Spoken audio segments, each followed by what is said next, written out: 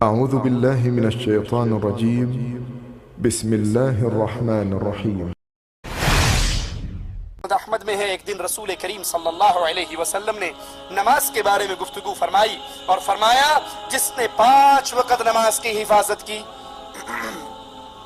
جس نے 5 وقت نماز کی حفاظت کی، وہ نماز قیامت کے دن اس کے لیے نور، برہان اور نجات ہوگی۔ وہاں کام کیا آئے گا؟ آپ کے اپنے اعمال۔ امام الانبیاء نے فرمایا نا کہ اللہ کا حکم ہے اندھیروں میں چل کر مسجد میں آنے والوں کو، اندھیروں کی نماز کون سی؟ فجر اور عشاء۔ اندھیروں میں چل کر مسجد میں آنے والوں کو قیامت کے دن پورے نور کی خوشخبری دے دو۔ قیامت کے دن کوئی اندھیرا ان کے قریب۔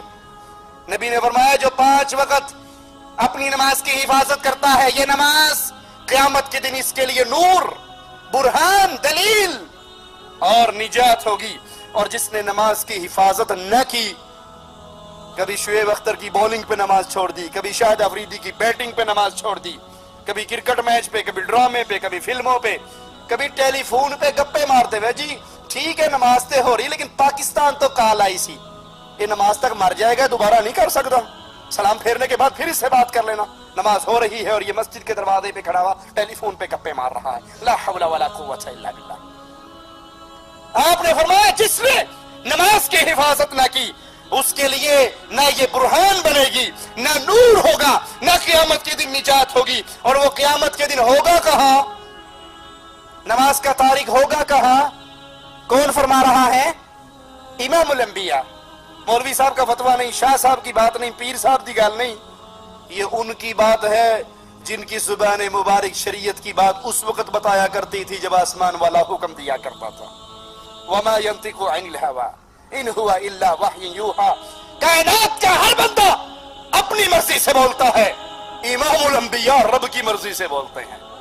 اور وہ فرما رہے ہیں نماز کا تارک، نماز کو چھوڑنے والا، 5 وقت کی نماز کی حفاظت نہ کرنے والا، قیامت کے دن قارون کے ساتھ، حامان کے ساتھ، فرعون کے ساتھ، ابی بن خلف کے ساتھ ہوگا۔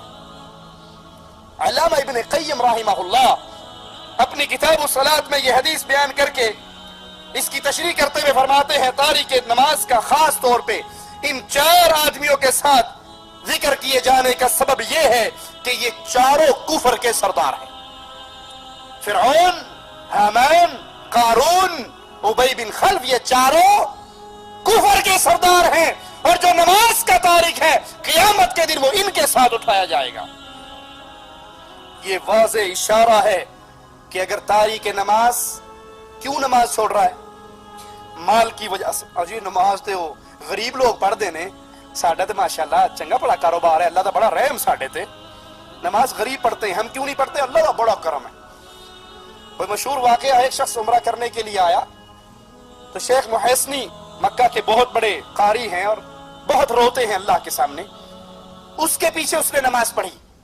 اب وہ شیخ محسنی خوب رو رہے تھے، اللہ کو یاد کر کے، قرآن کی آیات پڑھ کے، وہ بھی پیچھے کھڑا روتا رہا۔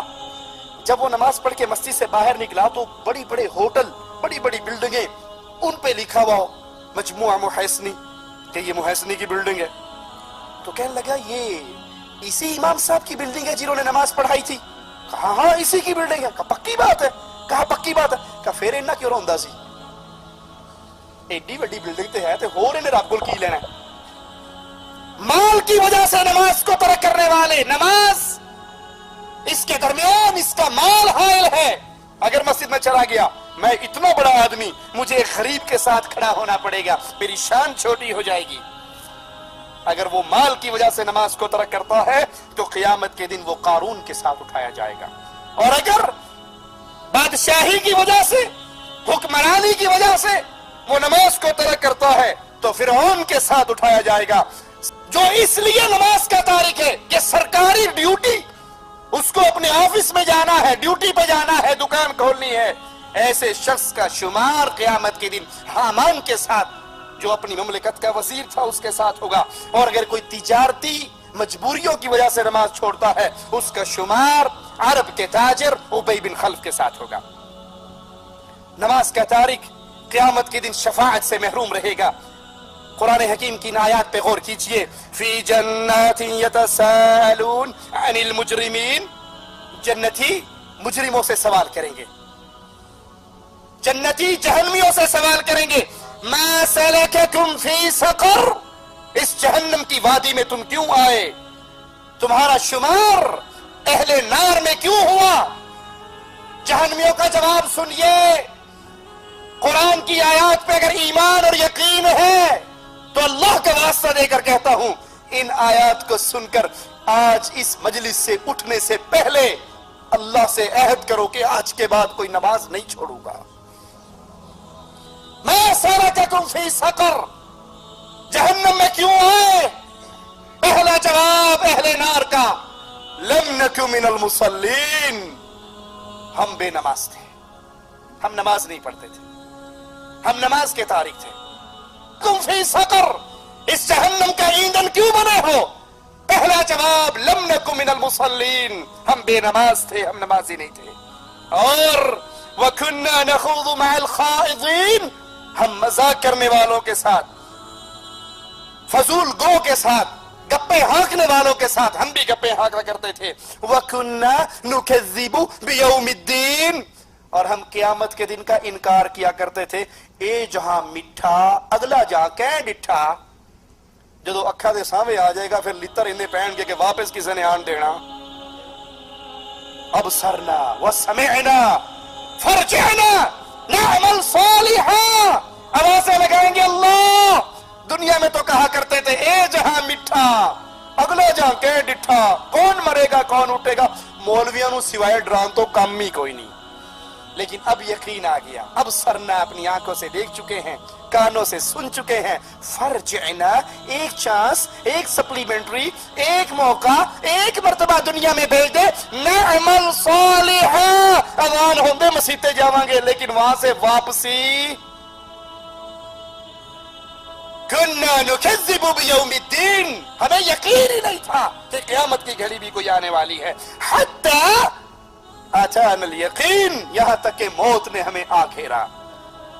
فما تنفعهم شفاعت الشافعین, مالک فرماتا ہے یہ بے نماز, یہ جہنم میں چلنے والے شفاعت کرنے والے شفاعت کریں گے. امام الانبیاء کی سفارش ہوگی, شفاعت ہوگی. گناہگار مسلمان جہنم سے نکل کے جنت میں جائیں گے. لیکن یہ بے نماز جو جہنم میں ہے ان کو کوئی شفاعت فائدہ نہیں دے. کیوں؟ ان کے ساتھ ایک اور حال کیا ہونے والا ہے. یوم یکشف عن ساق ویدعون الی السجود فلا یستطیعون, قیامت کے دن مالک اپنی پنڈلی عیاں کرے گا جیسے اس رب کی شان ہے, جیسے اس کے لیے لائق ہے. اور ویدعون الی السجود, سجدوں کے لیے ان کو پکارا جائے گا. فلا یستطیعون, یہ قیامت کے دن رب کے سامنے سجدہ کرنے کی طاقت نہیں پائیں گے. جس نے اس دھرتی پہ اپنی پیشانی کو اللہ کے سامنے نہ جھکایا, وہ قیامت کے دن بھی سجدہ, ان کی کمر تختے کی طرح ہو جائے گی. وہ جھکنا بھی چاہیں گے تو گر جائیں گے, لیکن انہیں سجدے کی توفیق نہیں ملے گی. سجدے کی توفیق صرف اسی کو ملے گی جس نے اس دھرتی پہ دنیا میں سجدہ کیا ہوگا. اور سجدہ کس کے لیے کیا ہوگا؟ اللہ کے لیے کیا ہوگا. اللہ کے لیے کیا جانے والا ایک سجدہ کائنات کی ہر دھرتی سے, ہر درگاہ سے, ہر دربار سے انسان کو بے نیاز کر دیتا ہے. جنہوں نے اس دنیا میں اللہ کے لیے سجدے کیے, نمازیں پڑھی, وہ قیامت کے دن سجدے کریں گے. اور جنہوں نے اس دنیا میں خالص اللہ کے لیے سجدے نہ کیے, وہ قیامت کے دن سجدے نہ کر سکیں گے. ان کی کیفیت کیا ہوگی؟ خاشعۃ ابصارهم ترهقهم ذلہ وقد كانوا يدعون الى السجود وهم سالمون, آنکھیں جھکی ہوں گی, ان پر ذلت طاری ہوگی,